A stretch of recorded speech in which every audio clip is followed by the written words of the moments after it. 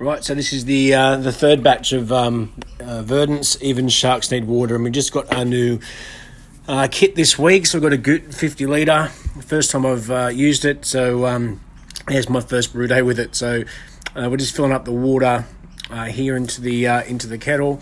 What I'm going to do is when we fill it up, I filled it right up there to do all my water treatments first, and then I'm going to pump all the water over to the kegel to sparge with later. So this is the calcium chloride and Camden tablets going into the water at the moment. And once that's done, we've also put a little bit of phosphoric acid. We put about 4 mils into that amount of water, and then I'm just cleaning out the dropper there. So to mix this up, I've got the pump on, just recirculating as we warm up, but it's just recirculating all the acid and the additions into the water, and then in a moment we'll pump this over to the other kettle. So we've just attached the pump clamp over to the kegel, and we'll turn this on in a sec, and we'll get over. As you can see, the water over here, and we'll just I'll put a little bit extra in there, just so I had extra in there, so it's hard to pump out from the bottom, and that was it. So here's the grain bill. We've gone with the just per their recipe. So we've got Marisotto 4 kilos, kilo Golden Promise. We've got some carapils, oats, wheat, and flaked wheat. So I'm loving the colour of this grain bill. Here we're just bringing this up to temp. It heats up pretty quick. I mean, it's a 15 amp, 3000 watts, so it wasn't too bad. We're just putting in the tube now, and just making sure I'm pushing down the inside bit just to make sure we've got a good seal on the bottom. So we've got the grains in now. It was nice and easy. Sort of just progressively put it in there and gave it a good mix up. When we got right to the top, there was a fair bit of mashing in, just getting it right, just making sure there was no dough balls and stuff in there.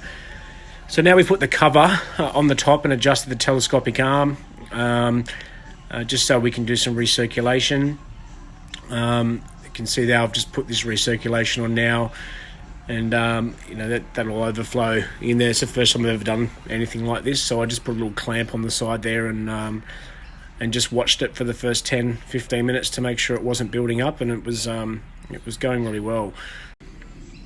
So this is just first parts of recirculation, which was all right. Didn't build up at all. It was really easy. So with those little clamps on the side, we just watched it, and I was pretty happy with the first go. So pulling the pH out, and I did all the adjustments at the beginning. We're at 5.29, which I was pretty happy with the pH. So there's a bit more recirculation. It was going fine. There was no blockages. It was filtering through the grain bed pretty good. For my first run, I was pretty happy with how it went. So it was quite easy to use. With that.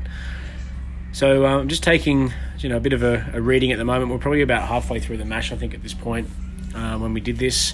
And we're just going to check gravity at the moment. It came out at 1051, I think it was, so it was working really well. We're sort of getting the end we need to sparge, so I was heating up the water in the kegel that will filter over the top. So the mash is finished, 1 hour.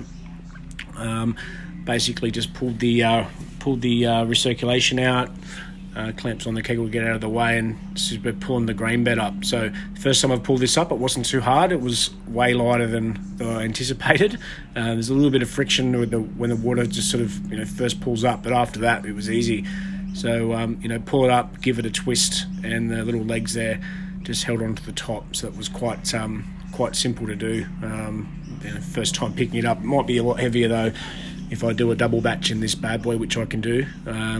But we might get a pulley, or I could even just stand on the top there if I had to pull it out because it was, so hot. So now we're pulling up to 77 degrees to do to mash out. So we pulled up to 77 and sort of left it there for 10 minutes doing that, which was pretty simple. It didn't take long to get up to that temperature either. This thing's quite powerful. It was, it was pretty easy. This is me just testing the water out in the kegel, bring it up to 77 degrees to do some sparging. With less water in there, it didn't take too long to come up to temp either. Yeah, we got it to 77, then we're ready to rock. So this is me taking the top of the top filter. You can see the grains there. It was pretty cool. Still can't believe it went so smoothly, so it was pretty sweet. So that was, just putting it back on just to see what was underneath there, which was good. So we can hear it dripping. You can't hear it in the video, but it was dripping away still, which was still just from when we lifted it up. But we're about to sparge in a sec, so we're about to be up to about 77 degrees for this mash out, and we'll pour the water over the top in a sec. So whilst we're doing that, he was just getting the hops ready. I didn't have any Citra, so I was supposed to use, I thought I had Citra, but I only had Galaxy, so I basically just doubled the hops and just used Galaxy only, which we'll use these at flame out. And midway through the brew, may as well have a beer.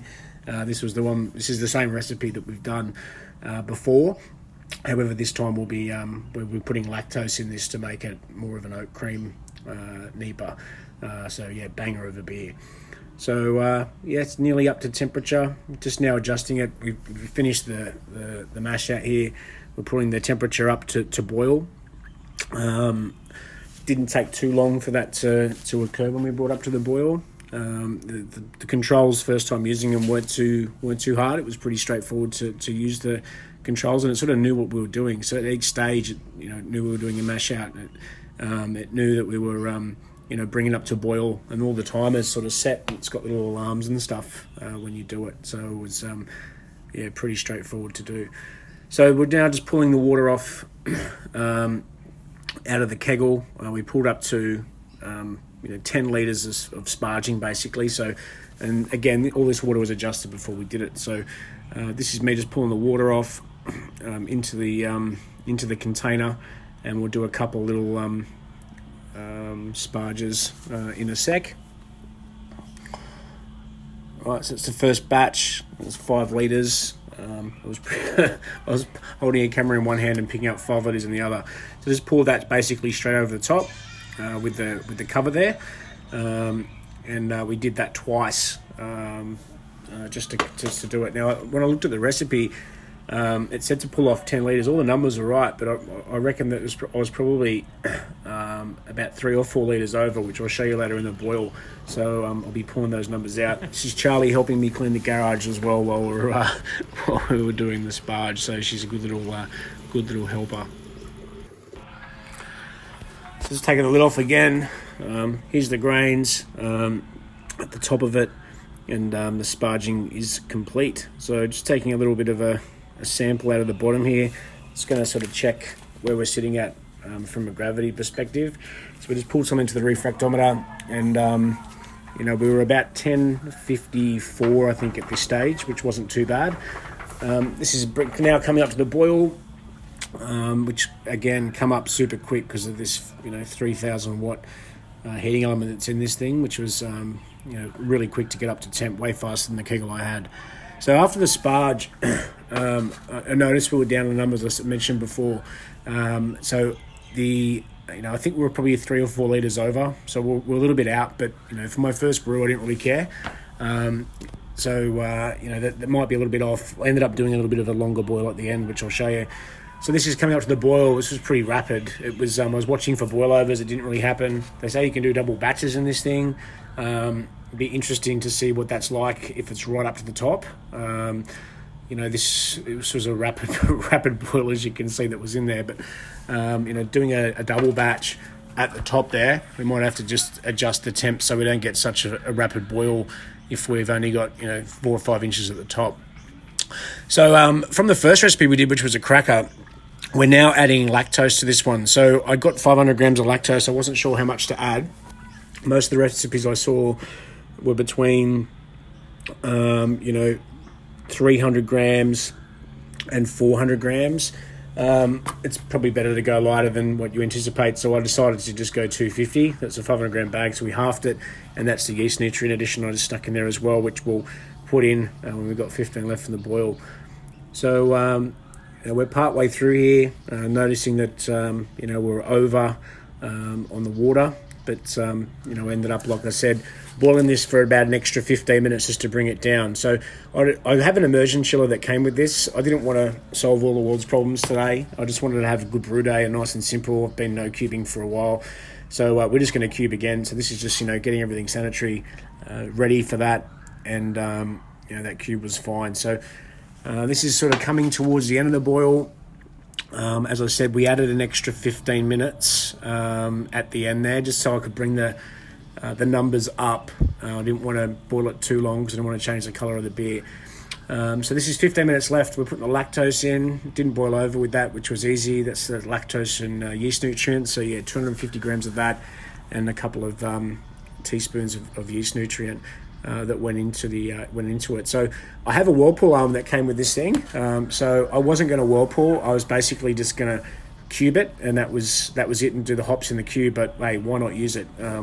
I've got it. So final numbers, we sort of got to 1051, which was okay. It was looking lower than that. So way lower because of that water. So it's still going to be a good beer. So here's the Whirlpool arm that's in. Worked pretty well. Spinning that around, it didn't take. It was quite easy. It was an awesome little attachment to use. So this is now down to 94 degrees. I didn't want to. Rather than cube and put the hops in, I didn't want to leave this too cold before we put it in. I don't want to have an infection, so I'm going to get this in about 85 degrees. So I decided to put the hops in a Whirlpool. We did this for as long as I could. I basically put them in at about 95 degrees, and basically just thought, okay, I'll leave it there as long as I can until we get to 85. That was about 20 minutes when we did that. So a bit of steam on the camera there where we did it. So it's just continuing to Whirlpool around for, like I said, that 20-minute mark. So bit of a problem here. So we basically added an attachment and turned this on to cube it, and it started flowing, and then boom, it blocked pretty quick. So normally I use in the it's got a bazooka screen in there, which didn't work. So I quickly I'll show you the blockage shortly. So I quickly just turned the pump on and pumped it out from the pump into the cube, and I normally use that hop spider. So pumping this out, we had extra work. You can see here all the glug from those hops, which blocked me up, which was the problem of why it wasn't flowing. So and this is just me cleaning up. So we're in the cube, all done. I basically just put some PBW in, recirculated it through the Whirlpool arm, and recirculated it through here, and that was the brew day.